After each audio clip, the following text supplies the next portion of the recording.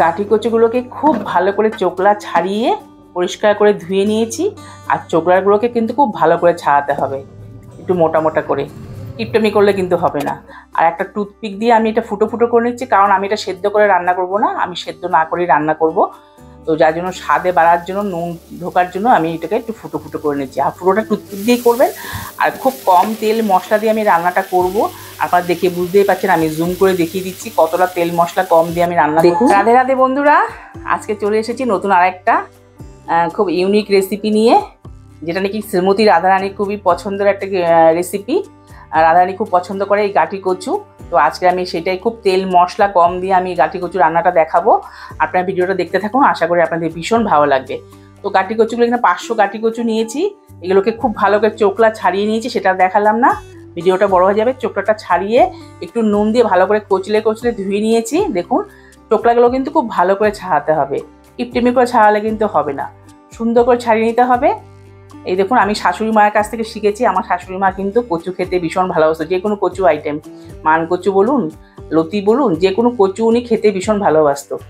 কচু সবজিটা ওনার ভীষণ প্রিয় ছিল। আমার বড় ছেলে, আমার 2 ছেলে, আমার বড় ছেলেরও কিন্তু খুব প্রিয় এই কচু, ঠাকুমার মতো। তো ছোটো ছেলে এতটা ভালোবাসে না, তার জন্য আমার খুব রান্নাটা কম হয় বাড়িতে। আর এগুলো টুথপিক দিয়ে আমি একটু ফুটো ফুটো করে নিচ্ছি, কারণ এর মধ্যে আমি তো সিদ্ধ করে রান্নাটা করব না, আমি এটাকে সিদ্ধ না করে রান্নাটা করব। তার জন্য নুন হলুদ মশলা ঢোকার জন্য, ভেতরে স্বাদে বাড়ার জন্য আমি এটাকে একটু ফুটো ফুটো করে নিচ্ছি টুথপিক দিয়ে। আর এটা কিন্তু টুথপিক দিয়েই ফুটো ফুটো করবেন, কারণ এটা ফোক দিয়ে করতে গেলে বা অন্য কিছু দিয়ে করতে গেলে হাতে লেগে যাওয়ার ভয় থাকে, কারণ এটা তো একটু হরহরে হয়। তো আমার দেখুন টুথপিকটা ভেঙে গেছে, কোনো অসুবিধা নেই, আরেকটা টুথপিক নিয়ে নেব।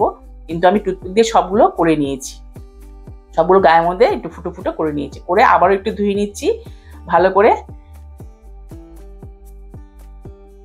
যতবার ধোয়া যাবে ততবার কিন্তু হরহরেটা মানে বেরিয়ে যাবে, লতলত ব্যাপারটা। আর এই যে আমি যে রান্না করেছি আজকে কিন্তু একটুকু হরহরে হবে না। তো দিয়ে দিলাম একটুখানি হলুদ আর সামান্য একটুখানি নুন দিয়ে দেবো, দিয়ে এটাকে ভালো করে আমি মেখে নেব। তো হাত দিয়ে উল্টে পাল্টে ভালো করে কচুগুলোর গায়ে আমি নুন হলুদগুলো মাখিয়ে রেখে দেবো কিছুক্ষণ, যাতে ভিতরে ঢুকে যায় নুন হলুদটা, তাহলে স্বাদও বেড়ে যাবে। তো বন্ধুরা, একটা কথা বলার ছিল, যদি আমার আজকের এই গাঁটি কচু রেসিপি তোমাদের ভালো লাগে প্লিজ একটা লাইক করে দিও। আর যদি চ্যানেলে নতুন বন্ধু হয়ে থাকো, চ্যানেলটিকে অবশ্যই সাবস্ক্রাইব করে দিও, সাবস্ক্রাইব করে আমার পাশে থেকো। আর বেল আইকনটা অবশ্যই প্রেস করে দিও, তাতে করে নতুন নতুন ভিডিও যখন আমি আপলোড করব তখন কিন্তু তোমাদের কাছে নোটিফিকেশন পৌঁছে যাবে। আর হ্যাঁ, যারা ফেসবুক থেকে দেখছো তারা প্লিজ পেজটিকে ফলো করে দিও, ফলো করে লাইক করে দিও। তো চলো নেক্সট প্রসেসে যাব এবার আমি। তো এটাকে সরিয়ে রেখে দিলাম। দেখো এখানে 2টো টমেটো নিয়েছি আমি, মানে মাঝারি মিডিয়াম সাইজের মাঝারি টমেটো নিয়েছি। আর টমেটোগুলো দানাগুলোকে ফেলে এরকম ছোটো ছোটো করে কেটে রেখেছি। তো আমি যেহেতু মশলা কম দেবো, গ্রেভিটাকে থিকনেস বাড়াবার জন্য আমি টমেটোটা ব্যবহার করছি। আর একটা জিনিসও আমি ব্যবহার করবো, সেটা বলে দেবো। আর এখানে নিয়েছি একটুখানি আদা আর 4টে কাঁচা লঙ্কা। এবার আমি একটা মিক্সি জার নিয়ে নিয়েছি, মিক্সি জারের মধ্যে আমি টমেটো লঙ্কা আদা এগুলো দিয়ে দিলাম, দিয়ে এটাকে একটা স্মুথ পেস্ট করে নেব। আর যেটা বলেছিলাম এর মধ্যে একটা জিনিস আমি দেবো, সেটা দেওয়ার জন্য আমি কোনো মশলা ব্যবহার করব না, সেটা দিয়েই করব। খেতে দুর্দান্ত হয় বন্ধুরা, আপনারা অবশ্যই ট্রাই করবেন, ট্রাই করে আমাকে বানিয়ে খেয়ে আমাকে জানাবেন কমেন্টে। তো এখানে তিল দিয়ে দিলাম, ভাজা তিল, তিলটাকে আমি ভেজে রেখেছিলাম। আর তিল খাওয়া তো ভীষণ ভালো, ক্যালসিয়ামে ভরপুর। এখন ডাক্তাররাও বলছে তিল খেতে, তিলের মধ্যে প্রচুর ক্যালসিয়াম পাওয়া যায়, ঘরোয়া উপায় এটা। তো পেস্ট করে নিয়েছি, পেস্ট করা হয়ে গেছে। তো কাচিয়ে পরিষ্কার করে নিয়ে নিলাম। এবার আমি গ্যাসের মধ্যে কড়াই বসিয়ে দিয়েছি, কড়াইটা গরমও হয়ে গেছে। দিয়ে দেবো সর্ষের তেল, আমি এখানে সর্ষের তেল দিয়ে রান্না করবো। আর তেল খুব কম দিয়ে আমি দেখুন রান্নাটা করছি, প্রায় 2 চামচের মতো বলতে পারেন, 2 চামচ তেল দিয়ে রান্নাটা করব। এবার এগুলোকে ভালো করে আমি ভেজে নেব, একটু লালচে লালচে করে ভেজে নেব। আগুনটাকে কমিয়ে ঢেকে ঢেকে ভেজে নেব, যাতে করে একটু নরম হয়ে যায়, সেদ্ধ হয়ে যায়। তো কিছু টাইম নিয়ে এটাকে আমি আগুনটাকে কমিয়ে মানে মিডিয়ামে রেখে ঢেকে ঢেকে এটাকে লালচে লালচে করে আমি ভেজে নেব। ঢেকে দিলাম। তো এইভাবে করে কয়েকবার করে উল্টে পাল্টে আমি এটাকে ভেজে নেব। তো ভাজা হয়ে গেছে দেখুন, খুব বেশি কালো কালো করে লাল করব না, একটু লালচে লালচে ভাব যখনই হবে তখন এটাকে নামিয়ে নেব। এবার আমি নামিয়ে নিচ্ছি। বেশি পোড়া পোড়া লাল করলে ভালো লাগবে না খেতে, এরকম হালকা হালকা লালচে লালচে করে ভেজে নিতে হবে। আর যেহেতু আমি আগুনটাকে কমিয়ে ঢেকে ঢেকে ভেজেছি, এটা হাফ সেদ্ধ কিন্তু হয়েই গেছে। তো এবার ওই তেলের মধ্যে আমি আর তেল দেবো না, ওই তেলের মধ্যে আমি দিয়ে দেবো 2টো তেজপাতা, একটা শুকনো লঙ্কা আর একটু সাদা জিরে দিয়ে দিলাম।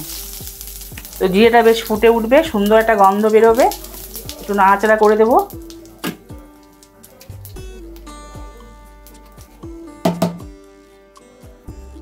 খুব সুন্দর গন্ধ বেরিয়েছে। দিয়ে দেবো 1 চিমটি হিং, একটুখানি। তো হিংটা আগুনটাকে কিন্তু একদম কমিয়ে রেখেছি যাতে পুড়ে না যায় মশলাগুলো। তো হিংটা একটু নাড়াচাড়া করে দিয়ে দেবো সেই পেস্ট করা, যেটা আমি আদা কাঁচা লঙ্কা টমেটো পেস্ট করে রেখেছি, সেই পেস্টটা দিয়ে দেবো এর মধ্যে। পেস্টটা দিয়ে নাড়াচাড়া করতে থাকবো, মশলাটাকে ভালো করে ফ্রাই করতে হবে, ভাজা ভাজা ভাজা ভাজা করতে হবে, কষিয়ে নিতে হবে।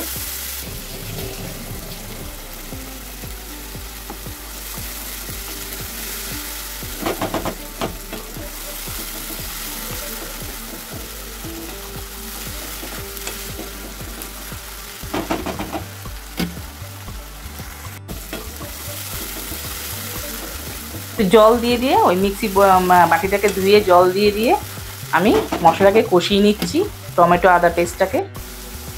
আর দিয়ে দেবো একটুখানি চিনি সামান্য, কষানোতে চিনি দিলে পরে কালারটা খুব সুন্দর আসে, আর যেহেতু টমেটো দিয়েছি কালারটা এমনি সুন্দর আসবে। আপনার টমেটো না দই ব্যবহার করতে পারেন, কিন্তু আমাদের এই মাসে চতুর্মাস চলছে, দই আমরা খেতে পাই, মানে খাওয়ার নিষেধ আমাদের ইস্কনের মতে, সনাতন ধর্মের মতে। তো আমরা দই এখন ব্যবহার করছি না রান্নাতে, দই খাচ্ছিও না এই মাসটা।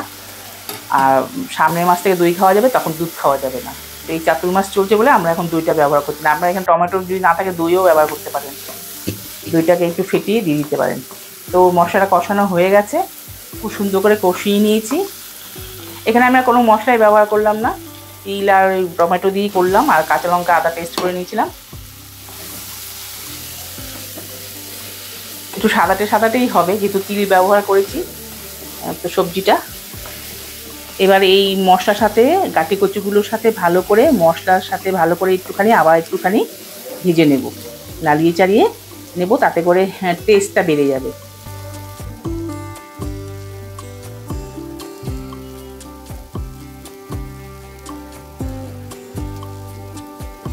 তো এইভাবে একটু ধরে আমি এইভাবে একটু রান্না করি, মানে কড়াটাকে ধরে এরকম উল্টে দিই, তাহলে নিচেরটা উপরে চলে আসে, উপরটা নিচে চলে যায়। এটা আমার মা করতো, মার থেকে শিখেছি। যাই হোক, তো এরকম করে করে খুব সুন্দর করে আর একটু মশলার সাথে কষিয়ে নিয়েছি কাটি কুচুটা। এবার জল দিয়ে দেবো,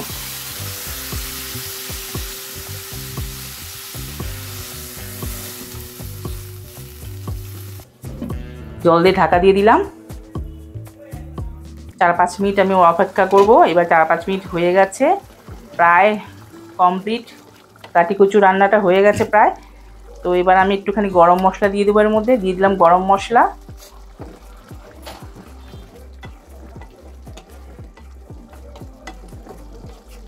গরম মশলা দিয়ে একটু নাড়িয়ে চাড়িয়ে নিলাম, নিয়ে একটু ধনেপাতা কুচি দিয়ে আমি গ্যাসটাকে বন্ধ করে ঢাকা দিয়ে রেখে দেবো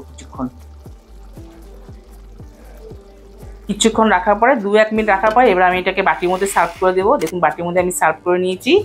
কতটা সুন্দর হয়েছে বন্ধুরা, কেমন লাগছে আপনাদের অবশ্যই কমেন্টে জানাবেন। আর একবার এইভাবে তিল বাটা টমেটো বাটা দিয়ে খেয়ে দেখবেন কীরকম লাগে আপনার কাটি কুচুটা, আর অবশ্যই কিন্তু কমেন্টে জানাতে ভুলবেন না। কত কম তেলে কত সুন্দর রান্নাটা হয়েছে, তেল কিন্তু উপরে একটুকু ভাসছে না, অথচ খুব টেস্টি হয়েছিল খেতে, দারুণ হয়েছে। আমি দেখিয়ে দিচ্ছি যে সেদ্ধ হয়েছে কিনা, যেহেতু আমি সেদ্ধ না করে রান্না করেছি। দেখুন গলে গেছে, আমি সবচেয়ে বড় যে কাটি কুচুটা ছিল সেটাই আমি আপনাকে দেখিয়ে দিলাম, কাছ থেকেও দেখাচ্ছে একদম গলে গেছে। তো এইভাবে করে আপনারা করে খেয়ে দেখবেন, অবশ্যই জানাবেন কমেন্টে কেমন লাগলো। বন্ধুরা প্লিজ কমেন্ট করবেন। আর আবারও দেখা হচ্ছে নতুন কোনো রেসিপির সাথে, আবারও হাজির হয়ে যাব। সবাই খুব ভালো থাকবেন, সুস্থ থাকবেন। রাধে রাধে।